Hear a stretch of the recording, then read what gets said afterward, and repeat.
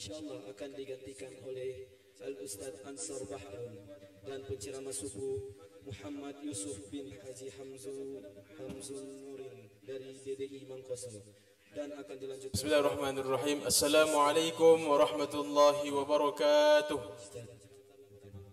Alhamdulillah wa syukrulillah ala ni'matillah, la hawla wa la quwata illa billah. Subhanaka la ilma lana illa ma 'allamtana innaka antal alimul hakim. Hadirin Bapak Ibu jamaah Isya dan Tarawih rahimakumullah. Saya terlalu cepat naik tadi, mohon maaf.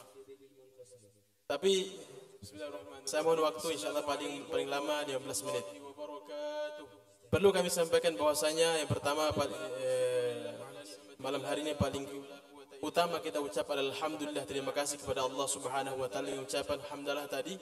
Kemudian kita berselawat kepada Rasulullah dengan ucapan Allahumma shalli ala Muhammad wa ala ali Muhammad. Kemudian kesempatan yang singkat ini kami ingin bahas tentang kita ini adalah umat yang Nabi sabdakan dalam sebuah hadis, amar ummati baina 60 ila 70 sanah wa aqalluhum man yujuz zalik, yang pernah kami sampaikan sebelumnya. Bahwasanya Nabi pernah sabdakan bahwasanya umatku ini umurnya antara 60 sampai 70 tahun saja. Wa aqalluhum man yajuzu zalik, dan sedikit sekali yang bisa melewati angka itu. Hadirin, kita ini umur kita antara itu. Maka pernah kami sampaikan sebuah kaidah yang sering kami ulang-ulang bahwasanya 100 tahun yang lalu kita ini tidak ada di sini, di dunia ini. Dan yakinlah 100 tahun yang akan datang kita pun tidak akan ada di dunia ini. Kemana kita? Nah, itu yang kita mau bahas.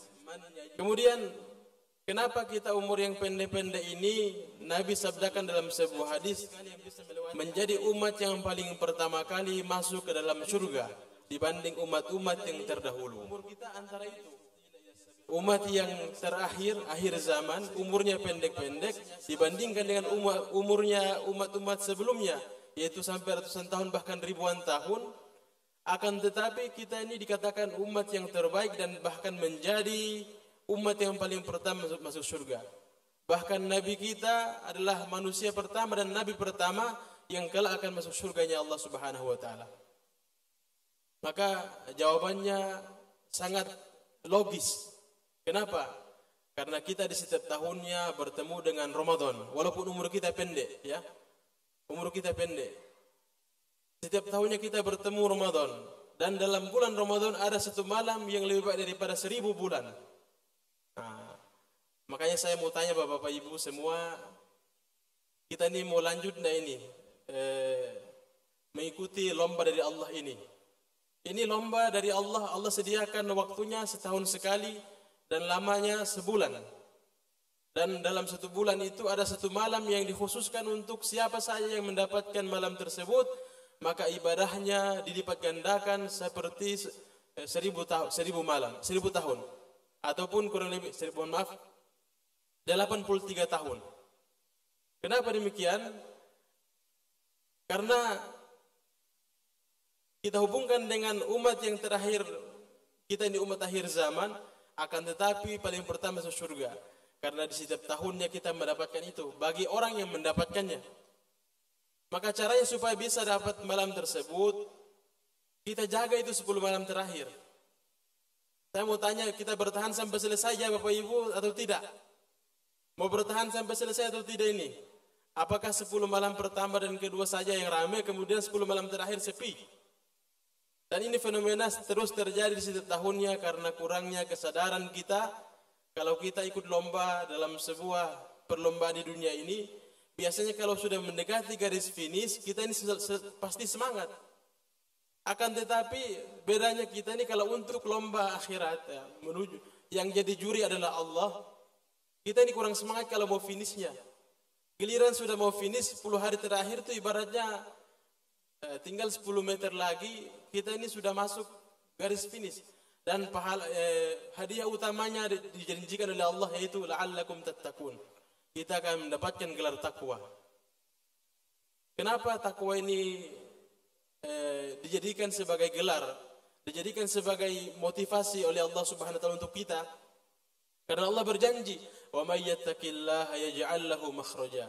siapa yang bertakwa, maka Allah akan berikan solusi jalan keluar dalam kehidupan kita ini.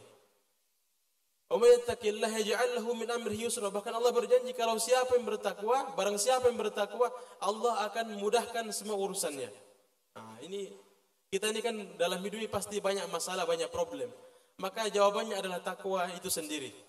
Sehingga di setiap khutbah Jumat, dalam setiap ceramah selalu diingatkan itu takwa. Dan Allah pun berjanji demikian, Ramadan ini kalau kita sukses, kita ikut sampai garis finish dan Allah terima Ramadan kita, maka Allah hadiahkan gelar itu takwa, la'allakum tattaqun. Olehnya itu hadirin jamaah Isya rahimakumullah. Kita adalah umat yang umurnya pendek-pendek, orangnya juga kecil-kecil, semangat ibadahnya juga mohon maaf kurang kuat kita. Tapi Allah beri kita banyak sekali kemudahan-kemudahan, Allah beri kita banyak sekali bonus-bonus, sehingga dengan itu semua kalau kita dapatkan, kita ikuti semua, kita ambil itu semua, maka itu akan menjadi tambahan saldo kebaikan kita, dan itu kelak kita bawa menuju Allah Subhanahu wa taala. Hadirin yang dirahmati Allah Subhanahu wa taala, olehnya itu mari kita niatkan dalam hati kita masing-masing. Kita tanamkan niat yang kuat untuk mengikuti perlombaan dari Allah ini. Nah, saya selalu mengatakan ini lomba karena Allah berfirman bahwasanya fastabiqul khairat, berlomba-lombalah kalian dalam kebaikan. Dan salah satu lomba terbesar adalah Ramadan di setiap tahunnya yang Allah sediakan untuk kita semua.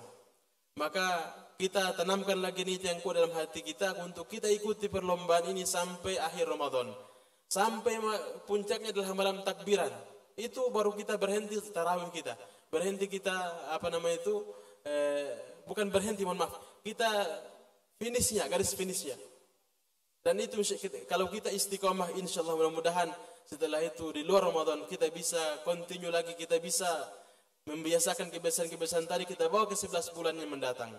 Olehnya itu hadirin rahmat Allah Subhanahu wa taala. Kita adalah umat yang umurnya pendek-pendek dan waktu kita singkat sekali di dunia ini. Olehnya itu Allah merancang dunia kita ini, sering kami sampaikan juga, bukan untuk tempat bersenang-senang. Ya. Dunia kita ini Allah rancang bukan untuk tempat bersenang-senang. Oleh itu sebuah hadis Nabi pernah sabdakan, ad-dunya sijnul mu'min wa jannatul kafir. Dunia ini penjaranya orang-orang beriman. Kenapa dikatakan penjara? Karena banyak sekali aturan-aturannya. Kita dilarang minum khamar, dilarang kita berjudi, dilarang kita berbuat maksiat. Karena senang-senang itu identiknya dengan perkara tadi. Orang mabuk-mabukan, khamar, judi.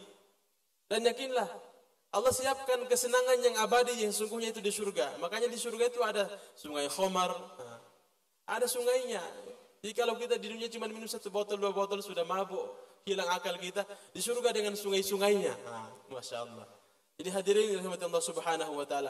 Maka kita tunda kesenangan kita yang sementara itu. Tapi Allah janjikan juga, walaupun kita tidak bisa senang terus di dunia ini, Allah bisa membuat hati kita tenang ketika kita mendekat dengan Allah Subhanahu wa taala. Maka Allah berjanji di antaranya, kalau ala bizikrillah tatma'innul qulub, ingatlah dengan berzikir kepada Allah, mengingat Allah, hati akan menjadi tenang. Olehnya itu hadirin rahmat Allah Subhanahu wa taala, yang bisa kita dapatkan dalam kehidupan yang singkat ini adalah ketenangan. Itu yang bisa kita cari dalam kehidupan kita. Itu yang bisa kita raih dalam kehidupan ini yang singkat. Karena kalau kita mau cari senang-senang, tidak ada ceritanya senang-senang terus di dunia ini. Allah akan buat roda kehidupan ini terus berputar. Orang itu kalaupun senang sebentar saja. Dan hadirin, kalaupun susah juga sama, sebentar saja, tidak akan lama. Maka yang bisa Allah janjikan adalah ketenangan. Ketenangan itu yang kita mau raih. Di mana letaknya tenang? Tenang itu di hati. Di mana tenang itu? Di hati. Andai Allah letakkan ketenangan itu di luar daripada fisik kita ini, tubuh kita, tentu Allah itu tidak adil. Andai Allah taruh ketenangan itu dalam harta yang banyak, Allah taruh ketenangan itu dengan rumah yang mewah, Allah taruh ketenangan itu dengan gemerlapnya dunia, Allah taruh ketenangan itu dengan jabatan yang tinggi. Tentu orang yang tidak punya jabatan, tidak punya harta banyak, ini tidak akan bisa mendapatkan ketenangan. Tapi Allah menaruh ketenangan itu dalam hati, Dan hati ini bisa tenang ketika bisa melaksanakan perintah-perintah Allah. Hati akan tenang ketika ibadah dijalankan. Hati akan tenang ketika sholat tepat waktu. Hati akan tenang ketika perintah-perintah Allah dijalankan dengan semaksimal mungkin. Hati akan tenang ketika perkara-perkara yang dilarang oleh Allah ditinggalkan. Maka itu mendatangkan ketenangan hati. Kalau ini kita langgar, yakinlah walaupun kita kumpulkan semua harta kita punya, ya, semua jabatan kita yang paling tinggi, semua mungkin istri kita yang paling cantik, yakinlah orang yang walaupun mendapatkan itu semua, tapi ketika dia tidak melaksanakan perintah Allah, dia melanggar larangan Allah, maka Allah janjikan wa man a'radu an dzikri fa inna lahu ma'isyatan dhanka. Orang yang berpaling dari peringatan Allah, ini akan mendapatkan kegersangan hati, kegalauan. Maka kita tidak heran ada orang-orang yang hartanya triliunan bunuh diri juga, ada kisahnya. Ada orang yang kaya raya tapi pakai narkoba. Ada orang yang apa yang dia cari orang ini? Itulah yang dicari ketenangan. Tapi ternyata yang semua yang didapatkan itu hanya kesenangan sementara.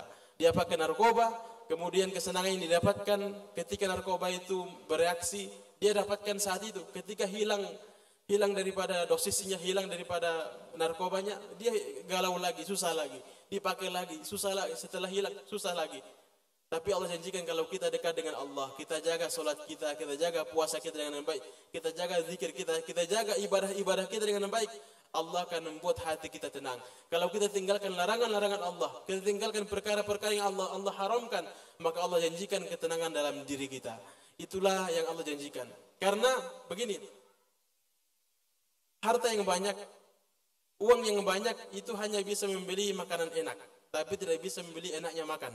Saya ulangi, uang yang banyak, harta yang banyak itu bisa membeli makanan-makanan enak, tapi tidak bisa membeli enaknya makan. Uang yang banyak bisa membeli tempat-tempat tidur yang enak, tapi tidak bisa dibeli itu enaknya tidur. Nah, itu makanya ada orang yang ketika kita lihat kalau di kota-kota itu, ada orang yang dijaga sholatnya, walaupun dia tukang beca, dia duduk di atas becaknya tertidur dia. Ada orang dalam masjid cuma ngaji-ngaji, zikir-zikir tertidur dia. Gampang sekali tertidur. Kenapa bisa begitu? Ada orang itu sampai beli obat tidur macam-macam untuk bisa tertidur. Kenapa bisa itu hilang didapatkan? Susul didapatkan karena hilangnya ketenangan dalam hati. Olehnya itu Allah menaruh ketenangan itu dalam hati kita masing-masing. Rasulullah sabdakan, "Innallaha la yanzuru ila suwarikum wa ajsamikum, walakin yanzuru ila qulubikum wa a'malikum." Allah itu tidak melihat bentuk rupa kita dan harta kita. Allah tidak lihat itu. Kenapa? Allah itu hanya melihat walaki yanzuru ila qulubikum wa a'malikum. Allah hanya melihat daripada hati kita dan amal perbuatan kita. Kebaikan yang kita lakukan itu yang Allah lihat. Setelah Allah lihat hati kita ini tulus, hati kita ikhlas, perbuatan kita baik, maka Allah menaruh dalam hati kita ini benih-benih ketenangan. Dengan itu semua kita bisa mendapatkan ketenangan hidup, bahkan dalam keadaan mendapatkan musibah sekalipun. Saya ulangi, orang yang ketika dekat dengan Allah, menjalankan perintah Allah, meninggalkan larangan Allah, walaupun mendapatkan musibah, dia bisa mendapatkan ketenangan. Karena kenapa? Dia yakin dunia ini hanya tempat singgah sementara saja. Orang-orang yang telah berpisah dengannya, kelak akan bertemu kembali. Jangan kita merasa kalau kita ini di dunia, orang yang mendahului kita mati, terus itu berpisah. Belum. Ini dunia tempat singgah sementara saja. Olehnya itu orang yang telah mendahului kita pun akan kelak akan menyusul mereka. Sebelum itu terjadi, maka kita siapkan bekal-bekal terbaik kita, siapkan amal terbaik kita sebelum malaikat maut mencabut nyawa kita. Lebih dan kurangnya mohon dimaafkan. Nasrul minallah fathul qarib. Assalamualaikum warahmatullahi wabarakatuh. Waalaikumsalam warahmatullahi wabarakatuh.